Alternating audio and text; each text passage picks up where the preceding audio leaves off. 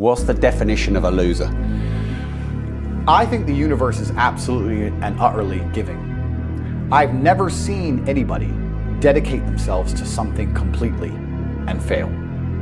I've never seen somebody eat right, go to the gym every day, train really hard, and not be in good shape. I've literally never seen it. The universe is extremely giving. If you actually try, and you actually want it, and you're actually not making excuses, lying, talking shit, you're gonna get what you want. So when I see people who don't have what they want, I consider them losers. And this may be elitist, I understand that. But if I put myself through endless pain to end up where I am, it's very hard for me to have sympathy on the man who's afraid of pain. You're avoiding pain. I've been through endless. I now have everything I've ever desired. You have none of the things you desire.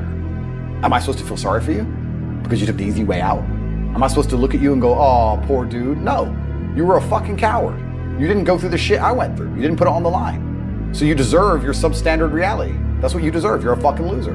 A lot of people say to me, oh yeah, I'm depressed and I'm fat and I can't get a girlfriend. No, sorry. A lot of people say to me, I can't get a girlfriend because I'm depressed. I say, no, you're depressed because you can't get a girlfriend. They're different things, right? A lot of people are pretending depression is why their life is shit, when in reality, their life is shit, which is why they're depressed.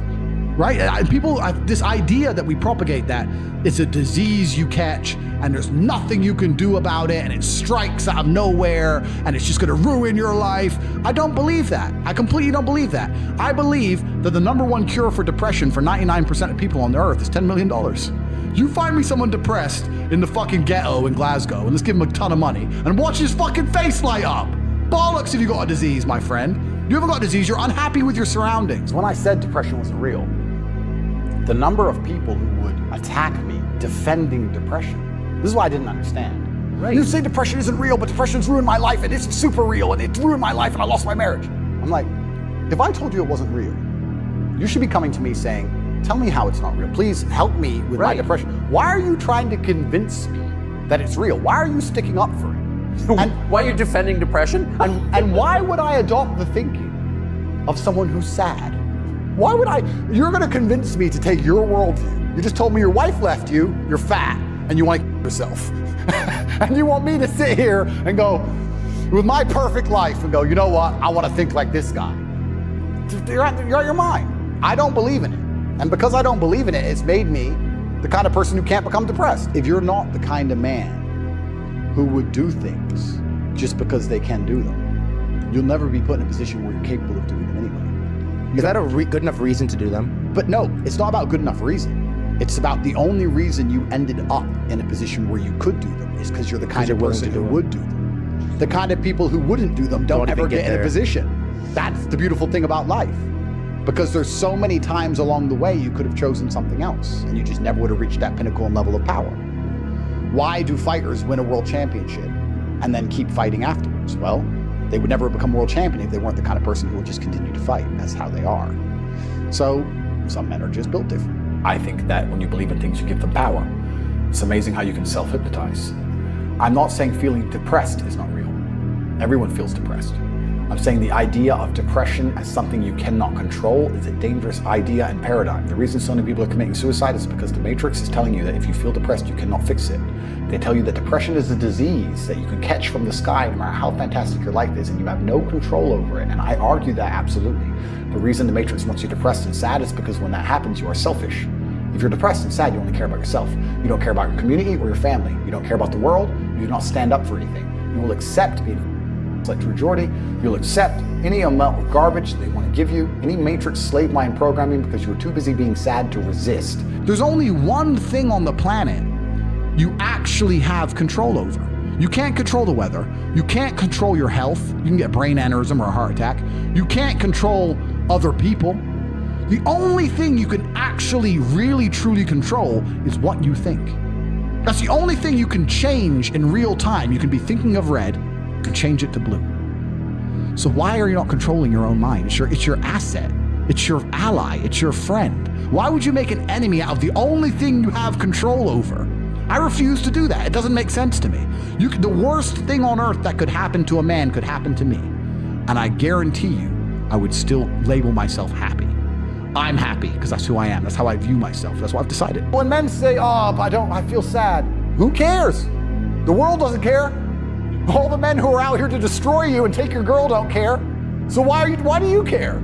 Like the person who should care least is you. You're the only person who wakes up every day who should have a genuine vested interest in improving your life. Nobody else wakes up and wants to improve your life, only you. So if nobody else cares about how you feel, why do you care? So my argument also for depression is, you're depressed, fine. Have you trained today? Well, that doesn't change what you should do with your life, depressed or not. And I don't say this because I'm an eternally happy person. I say this because I've experienced all ranges of human emotion. I was in a Romanian jail cell with cockroaches crawling all over me as I slept. I never missed a day of training. I wouldn't say I was particularly happy, but push-ups must be done. I've never met anybody who is in fantastic shape, and you say, how'd you get in fantastic shape? And he goes, oops. Dunno, bro, just oops. No, absolutely not. I went to the gym every day. I ate this particular way. I had a meal plan. I dieted. Nothing is gonna happen on accident. Yeah. This mindset of, when my ship comes in, one day it's just gonna, well, you're gonna win the lottery. I don't even give a shit if I'm wrong. Because I've adopted a mental model that makes me ultimately and utterly competitive in all realms of human endeavor. And if by me not believing in depression, I am better at fighting the idea of being depressed, if I am better at making myself feel happier, if I am better at regulating my emotions by not believing in an idea, then I'll continue to stay wrong. I do not believe in things that take power away from me. I believe in things that make me more powerful. I will not sit here and start believing in ideas that are going to reduce my competence. Absolutely or utterly not. So I don't give a shit what scientist, doctor, I don't give a fuck who you put in front of me and try and convince me I am wrong. I don't believe in it because I am more competitive in this realm. And for the people who believe, if you and I go through the same terrible experiences, the same level of heartbreak and trauma, I guarantee your belief will destroy you when mine won't. I talk to people all the time like, oh, I'm unhappy, I'm depressed. And I'm like, stop saying it. You're saying it. You gotta speak. Yeah. Why are you saying it? You're happy, my friend, because you're talking. If you're truly unhappy, you don't talk.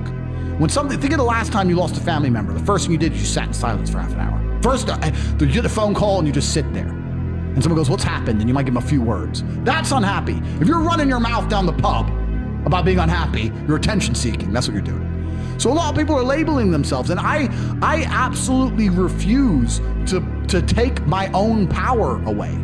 There are so many things in the world trying to kill us. Like, you got enemies, you got people on the streets with blades, you got bacterias, fucking lions. Oh, I've got enough enemies, bruv. Sharks want me dead. I've got enough enemies. Why am I gonna take my own power away? Why would I not adopt the mindset that makes me the most capable predator I can possibly be? Why not adopt the mindset that makes me as competent and as fearsome as possible? If you have to install software in your own mind, why would I not install software that makes me capable of not only driving a Bugatti and flying on private jets, but sitting in a Romanian dungeon covered in cockroaches? I need to be able to do all of it. So why would I believe in something that made me incapable?